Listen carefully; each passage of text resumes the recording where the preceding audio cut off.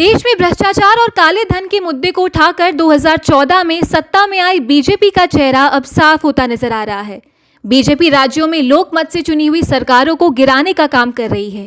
पहले कर्नाटक, गोवा, उसके बाद मध्य प्रदेश में कमलनाथ की सरकार जो लोकतांत्रिक तरीके से सत्ता में आई थी, उसे गिराने का खेल हुआ।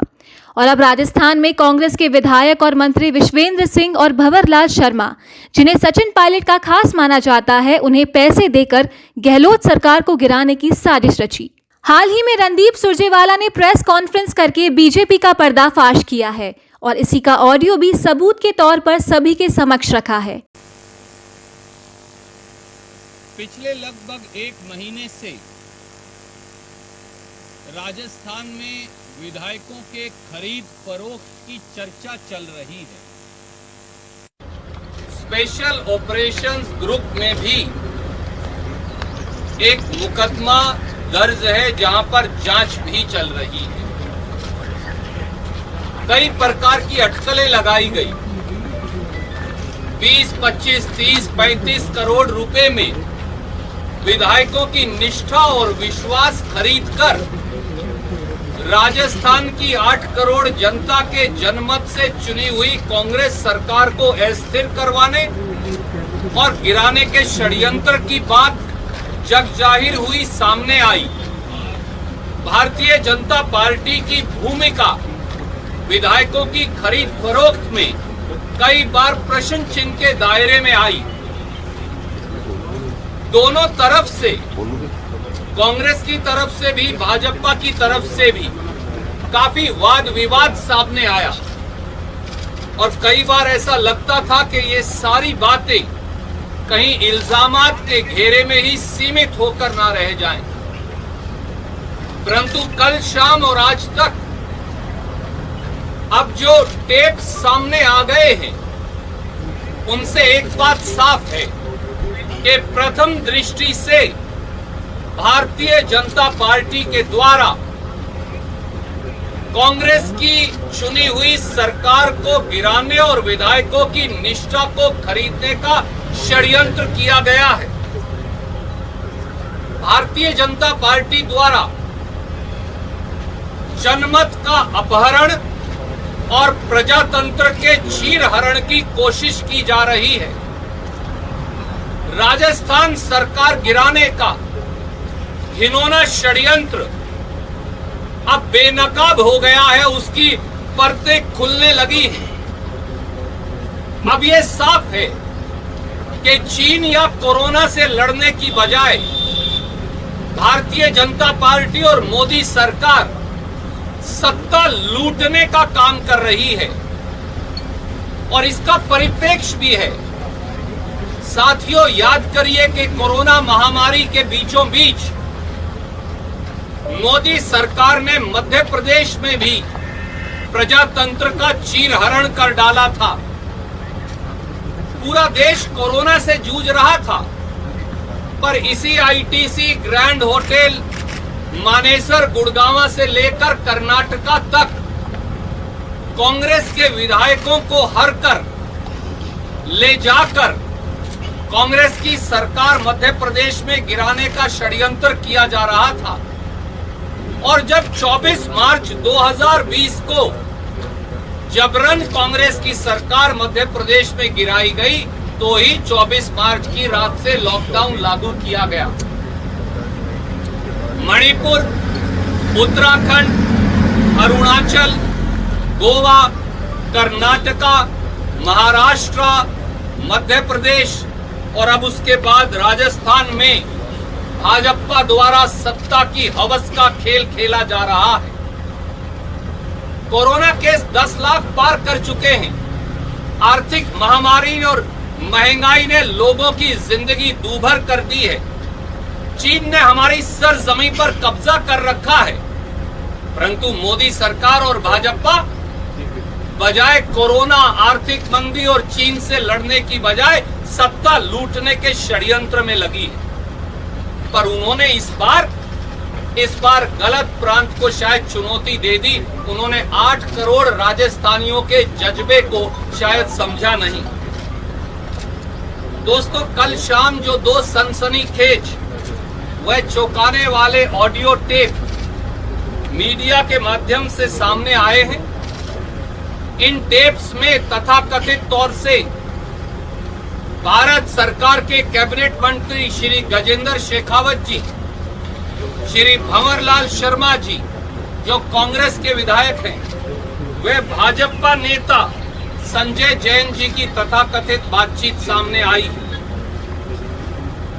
इस तथाकथित बातचीत में पैसों की सौदेबाजी, विधायकों की निष्ठा खरीदने और राजस्थान की सरकार गिराने का षड्यंत्र सामने आया है। यह अपने आप में लोकतंत्र के इतिहास का एक काला अध्याय है और वो टेप्स जो अब जग जाहिर हैं, मीडिया पर चलाए जा रहे हैं, उनकी कुछ लाइनें मैं आपको पढ़कर बताऊंगा और हमारे 5 प्रश्न हैं। ये ऑडियो टेप 1 है जिसका ट्रांसक्रिप्ट मैंने रिकॉर्ड किया है और इसके बीच में साफ शब्दों में लिखा है, श्री भंवरलाल शर्मा विधायक और भाजपा नेता संजय जैन की तथाकथित बातचीत। हाँ साहब, बात करवाइए भंवरलाल जी, हेलो। और फिर आगे वो कहते हैं, संजय जैन, हाँ वो तो ठीक है, पर वो एक बार संख्या बल देख लेना, हमने आज ही बुक पहुंची है आप। भंवरलाल, सरकार तो रहनी को नहीं, बर्खास्त करनी पड़ेगी। संजय जैन, तुरंत है जे यानी जो की व्यवस्था मैं आपने बताई है, मेरे जिम्मे है आपकी और गिरधारी की। गिरधारी जी सीपीएम के विधायक का नाम है, जैसा आप सब जानते हैं। व्यवस्था मैंने बताई, आपने बताई है, मेरे जिम्मे है आपकी और गिरधारी की। भंवरलाल, ठीक है। संजय जैन, और मैंने साहब को मैं कह दियो कि सचिन जी की तरफ से वह लिस्ट में कोनी आवे, बात बढ़िया रहेगी, आपकी बात गोपनीय रहेगी, जिया चावे मैं करवा रहा हूं। भंवरलाल, अमाउंट की बात हो गई है ना। संजय जैन, हाँ ताने कल कही थी वह बात एकदम खरी है।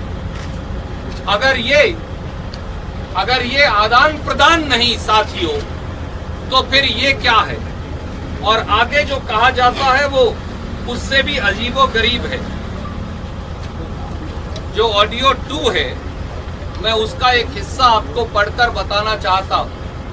संजय जैन, हाँ तो उस परिस्थिति में तुम्हारा मैंने साहब को बता दिया है कि 2 जने हैं जो बहुत हेजिटेशन कर रहे हैं, उनकी डायरेक्ट आपसे बात है, वो जो डिटेल देंगे वहां वो काम है, वो तुरंत प्रभाव से होना चाहिए।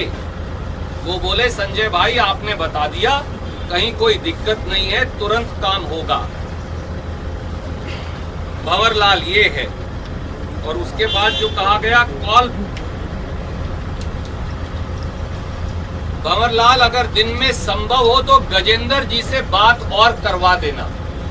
संजय जैन, बोलो तो अभी करवा दूं। भंवरलाल, हाँ करवा दूं। और उसके बाद फिर कॉल पैच की गई, ये महत्वपूर्ण है। गजेंद्र सिंह शेखावत, हेलो। भंवरलाल, हाँ जी। गजेंद्र सिंह अर्ज कर रहा हूं महाराज। भंवरलाल, ओहो मैं उम्र में बड़ा हूं तो आशीर्वाद दे दूं, विजयी भव विजयी भव। गजेंद्र, बिल्कुल साहब, आपके आशीर्वाद से विजयी होते हैं। भंवरलाल, सारा मामला 1-2 दिन में संख्या पूरी हो जाएगी। गजेंद्र, बस एक बार संख्या पूरी हो जाए फिर हम यहाँ से भेज देंगे। अब तो क्या है, कल मैंने भी संजय जी से बात की, अपने को 8-10 दिन तो इधर ही रहना है। राज तो 15 दिन तक भाड़े में तो रह नहीं सकता, जैसे ही लोगों को छोड़ देंगे लोग इधर आ जाएंगे। भंवरलाल, ये बात मैं भी समझता हूँ कि होटल से राज चाले को नहीं। गजेंद्र, हाँ। भंवरलाल, और संख्या बल है नहीं। गजेंद्र, हाँ संख्या बल है को नहीं। भंवरलाल, बाकी वो आपकी बात संजय से हो गई होगी आपको। आई रिपीट, बाकी वो आपकी बात संजय से हो गई होगी आपको। गजेंद्र, हूँ। भंवरलाल, मेरा लिस्ट में नाम को नहीं, गजेंद्र हूँ। भंवरलाल, मैंने उसको कह दिया है। गजेंद्र, हाँ वो मैं कर लूंगा। दोस्तों, ये तथाकथित बातचीत प्रथम दृष्टि से ये दर्शाती है कि वो लोग जो गुड़गांवा के होटल में भारतीय जनता पार्टी की मेहमान नवाजी और सुरक्षा चक्र में बैठे हैं, भारतीय जनता पार्टी के एक केंद्रीय मंत्री से तथाकथित तरीके से बातचीत कर पैसे का आदान प्रदान हो रहा है और सरकार गिराने की साजिश भी। इसलिए हमारी मांग है कि नंबर 1, प्रथम दृष्टि से राजस्थान की कांग्रेस सरकार गिराने की साजिश में शामिल केंद्र सरकार के केंद्रीय कैबिनेट मंत्री श्री गजेंद्र शेखावत के खिलाफ स्पेशल ऑपरेशन ग्रुप्स एसओजी द्वारा एफआईआर दर्ज की जाए, पूरी जांच हो और अगर पद का दुरुपयोग कर जांच प्रभावित करने का अंदेशा हो, जैसा प्रथम दृष्टि से प्रतीत होता है, तो वारंट लेकर श्री गजेंद्र शेखावत की फौरन गिरफ्तारी की जाए। नंबर 2, श्री भंवरलाल शर्मा विधायक व श्री संजय जैन भाजपा नेता के खिलाफ भी एफआईआर दर्ज कर बिंदु 1 की तर्ज पर कार्यवाही हो। नंबर 3, पैसे का आदान प्रदान किस प्रकार से हो रहा है, वह यह सारा काला धन किसने मुहैया करवाया, कहां से आया, हवाला से ट्रांसफर कैसे हुआ और किस किस को दिया गया, इसकी संपूर्ण जांच हो। नंबर 4, जांच में यह भी खुलासा हो कि केंद्र सरकार के कौन से प्रभावशाली पदों पर बैठे व्यक्ति, अधिकारी या एजेंसियां राजस्थान की कांग्रेस सरकार को गिराने की साजिश कर रहे हैं। नंबर 5, यह भी जांच हो कि इस ऑडियो में नामित व्यक्तियों के अलावा क्या किसी और व्यक्ति या विधायक द्वारा सरकार गिराने या निष्ठा बदलने के एवज में पैसों का लेन देन हुआ है। श्री सचिन पायलट भी आगे आकर विधायकों की सूची भाजपा को देने बारे इस तथाकथित इल्जाम के बारे अपनी स्थिति सार्वजनिक तौर से स्पष्ट करें।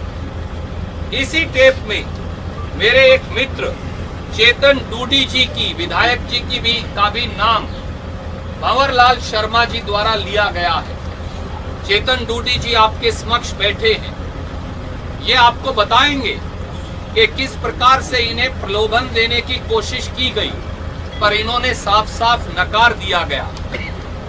इन सारे हालात के अंदर भारतीय राष्ट्रीय कांग्रेस ने ये निर्णय भी लिया है कि श्री भंवरलाल शर्मा कांग्रेस विधायक को इन टेप्स की सच्चाई की वेरिफिकेशन होने तक पार्टी की प्राथमिक सदस्यता से निलंबित कर दिया गया है। श्री विश्विंदर सिंह, जिनके बारे में कुछ और सूचना शायद आएगी, उन्हें भी कांग्रेस पार्टी की प्राथमिक सदस्यता से निलंबित कर दिया गया है और दोनों को शो कॉज नोटिस दिया गया है कि कांग्रेस सरकार गिराने के इस षड्यंत्र के अंदर शामिल होने के बारे वो अपना स्पष्टीकरण दें। और अब एक बार मैं चेतन जी से कहूंगा कि वो आप अपनी बात संक्षिप्त में रखेंगे।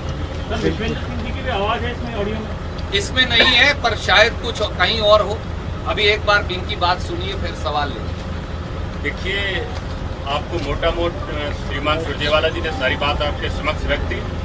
मेरा सिर्फ आप लोगों को ये जानकारी देना है कि तथाकथित जो ये ऑडियो आया भंवरलाल जी शर्मा का और इसमें मेरा नाम आया है, तो मैं आपके सामने सिर्फ ये बात रख रहा हूँ कि मुझे प्रलोभन देने की कोशिश की गई थी, जिसका जुड़ाव कहीं ना कहीं इस ऑडियो टेप से है, लेकिन मैंने वो प्रलोभन देने से इनकार कर दिया। मेरे परिवार की पृष्ठभूमि, मेरा खुद स्वयं का कांग्रेस पार्टी के प्रति निष्ठा, ये मेरे लिए सर्वोपरि है और आगे जो कुछ भी है या जो भी जहां एजेंसियां चूंकि जांच कर रही है, मैं उनके समक्ष जाके अपनी बात रखना चाहूंगा। मैं सिर्फ ये आपके सामने स्पष्ट करना चाहता था कि ये जो ऑडियो टेप आया है, इसमें जो प्रलोभन की बात की गई थी, उसमें जो नाम मेरा आया है, उसमें मुझे प्रलोभन देने की किसी न किसी स्तर पे कोशिश की गई थी। धन्यवाद। आपसे बात हुई? अभी सवाल नहीं, आपसे बात हुई? एक बार अध्यक्ष जी कुछ कहें और फिर आपके सवाल। महेश जोशी जी भी यहाँ हैं। मैं सबसे पहले मुझे एक छोटे से कार्यकर्ता को राजस्थान प्रदेश कांग्रेस कमेटी का अध्यक्ष नियुक्त किए जाने पर अखिल भारतीय कांग्रेस कमेटी की हमारी अध्यक्षा आदरणीय सोनिया गांधी जी का, हमारे नेता आदरणीय राहुल गांधी जी का, आदरणीय के.सी. वेणुगोपाल जी का, अविनाश पांडे जी का, माननीय मुख्यमंत्री जी का, आदरणीय सुरजेवाला जी का, तमाम नेताओं का आभार प्रकट करना चाहता हूं कि उन्होंने मुझे ये जिम्मेदारी दी है। मैं इस मौके पर मेरे मीडिया के साथियों का भी धन्यवाद करना चाहूँगा कि जिस प्रकार से पिछले 5 साल में भारतीय जनता पार्टी की सरकार चली और जो भ्रष्टाचार हुआ, उसमें हमने राजस्थान की विधानसभा में जो आवाज़ राजस्थान के जनता की ओर से उठाई, उसको गांव ढाणी में पहुंचाने में हमारी सबकी ईमानदारी से मदद की। इसके लिए भी मैं इस मौके पर पहली बार बोल रहा हूं, तो मीडिया के बंधुओं का भी धन्यवाद देना चाहता हूं। मैं ज़्यादा लंबी चौड़ी बात नहीं करता। आदरणीय सुरजेवाला जी ने बहुत साफ और स्पष्ट शब्दों में ये बता दिया है कि जिस प्रकार से चुनी हुई सरकार को गिराने के लिए जो षड्यंत्र सत्ता के लालची लोग, भ्रष्टाचार के आकंठ में डूबे हुए भारतीय जनता पार्टी के नेता जो कर रहे थे, वो निश्चित रूप से जनता के सामने आ गया है। और जो रहा बचा खुचा है, वो मैं समझता हूँ जो पुलिस केस है उसके बाद में सामने आ जाएगा। गजेंद्र सिंह जी ने कल एक ट्वीट करके, मैं प्रदेश अध्यक्ष बना तो मुझे ये कहा था कि महाराणा प्रताप की महानता और स्वाभिमान, और हम देश महान मानते हैं, आप परिवार को महान मानते हैं। मैं उसके ऊपर अपनी बात कहना चाहता हूँ कि हाँ, मैं उस परिवार को महान मानता हूँ जिसने इस देश की एकता और अखंडता के लिए इंदिरा जी शहीद हो गई, राजीव जी शहीद हो गए।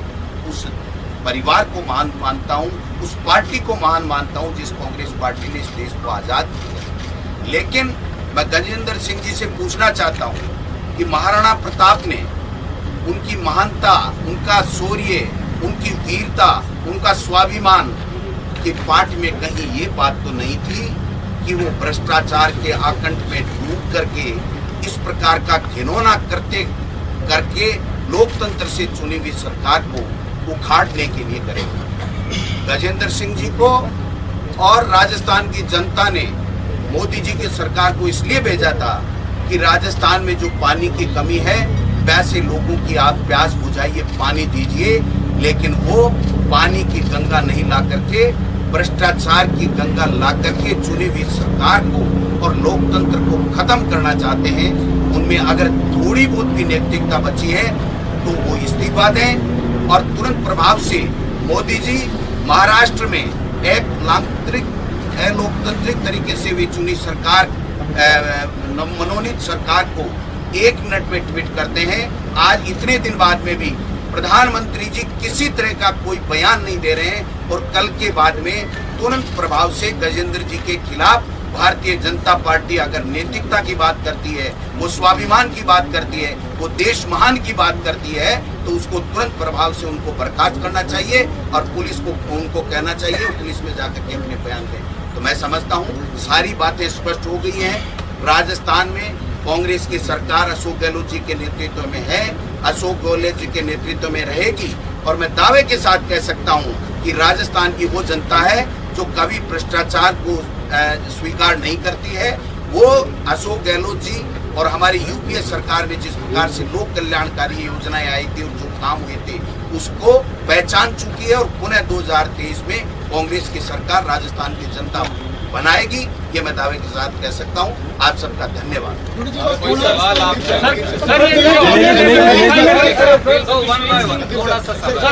दिनेश जी, सचिन पायलट जी को एक्सपेल नहीं किया, प्राथमिक सदस्य निलंबित किया है, प्राथमिक सदस्यता से निलंबित किया। सचिन पायलट इसका नाम सामने आया मित्र, उसके खिलाफ कार्रवाई हो रही है, बाकी जांच चल रही है। किसी के साथ अन्याय नहीं होगा, किसी के साथ जबरदस्ती नहीं होगी। आदरणीय महेश जोशी जी ने इस सारी बात का संज्ञान लेकर बाकायदा एसओजी में एक प्राथमिकी दर्ज करवाने के लिए कल ही दरख्वास्त दी। रणदीप सर, एक बार ये क्या पता चल पाया है कि बातचीत कितने दिन पुरानी है? कुछ आसपास ही कोई डेट 10 दिन पुरानी है, 15 दिन पुरानी है? आदरणीय मित्र, पहली बात तो अब एसओजी इस बातचीत की जांच करेगी और इसकी वैधता की जांच करेगी। क्या षड्यंत्र था, इसकी जांच करेगी, इसकी बाकायदा जांच भी करेगी, इसकी वैधता की भी जांच होगी। जिन लोगों के इसमें नाम है उनके बयान भी दर्ज होंगे उनके खिलाफ। मेरा ये मानना है अब ऐसे एसओजी को अब क्या देरी है, अब गजेंद्र शेखावत जी पर, भंवरलाल शर्मा जी पर, ये जो जैन साहब इसमें तथाकथित बातचीत में, इन पर एफआईआर दर्ज करना चाहिए, जरूरत हो तो गिरफ्तारी करनी चाहिए। क्योंकि आप कितने भी बड़े हो, इस देश का संविधान और कानून आपसे बड़ा है। जब हम संविधान की शपथ लेते हैं तो संविधान के संरक्षण और सुरक्षा की शपथ लेते हैं। चुनी हुई सरकारों को षड्यंत्रकारी तरीकों से विधायकों की खरीद फरोख्त से गिराने की नहीं, जो कुकृत्य भारतीय जनता पार्टी कर रही है, सत्ता की लूट और सत्ता की हवस मिटाने की बजाय, करने की बजाय और कोई काम अब भाजपा के पास बचा है क्या? प्रश्न ये। सर डूडी जी के पास किसी का फोन है, आपसे बात हुई? मुझे लगता है कि डूडी जी ने अपनी बात आपके समक्ष साफ तौर से रख दी। ये मामला क्योंकि ये मामला इस समय एसओजी के पास विचाराधीन है, इससे ज्यादा इस मामले पर टिप्पणी करना अनुचित है। डूडी जी ने शुरू में ये कहा था कि आर्मी नहीं खरीदे जाते, जानवर खरीदे जाते, मेरे पास किसी तरह का प्रलोभन नहीं आया। मीडिया में आपने बयान दिया था, अब आया कैसे क्या होने के बाद? देखिए, ये जो ऑडियो टेप आया है इसके अंदर मेरा नाम है, तो जो मेरे पास सूचना किसी माध्यम से आई वो मैं एसओजी के सामने रख दूंगा। और मैंने पहले भी कहा था, अब भी कह रहा हूँ, मैं अपनी बात पे कायम हूँ, व्यक्ति नहीं बिकता है, कोई बात नहीं है। दूध का दूध, पानी का पानी सामने आ जाएगा मित्र। क्या पायलट से संपर्क हो रहा है क्या सर आपको? देखिए, जो बातें पार्टी के लेवल पर होनी चाहिए वो पार्टी के ही लेवल पर होनी चाहिए। 3 बार आपके समक्ष आकर खुले मन से मैंने कहा उनके लिए सारे दरवाजे खुले। ये भी कहा कि अगर सुबह का बूला शाम को घर आ जाए तो वो बूला नहीं कहलाता। उसके बाद क्या वार्तालाप हुई, आप भी ये मानेंगे कि शायद सार्वजनिक तौर से मीडिया के समक्ष कहना या आपके माध्यम से कहना एक व्यक्तिगत बात को कहना उचित नहीं रहेगा, इसलिए मैं मेरी टिप्पणी इस पर रिजर्व। अभी भी दरवाजे खुले हुए हैं? सुरजेवाला जी, रात को 12 बजे के करीब राजस्थान सरकार के जनसंपर्क विभाग से एक मैसेज आया था कि मुख्यमंत्री 9 बजे प्रेस कॉन्फ्रेंस करेंगे। ऐसा क्या हो गया कि मुख्यमंत्री को प्रेस कॉन्फ्रेंस कैंसिल करनी पड़ी और आप लोग यहाँ पे आए हुए हैं? इससे जुड़ा हुआ सवाल और ये है सर कि जो सचिन पायलट और बाकी 18 विधायकों के खिलाफ आपके मुख्य सचिव ने इस मामला परस्यू कर रहे हैं, क्या उसको पूरा कंक्लूजन तक लेके जाया जाएगा? देखिए, पहली बात तो ये है कि जो मामला आप स्पीकर साहब के समक्ष विचाराधीन है और स्पीकर जो है वो ट्राइब्यूनल है संविधान के तहत, उसकी कार्रवाई के बारे में मैं टिप्पणी करना उचित नहीं समझता।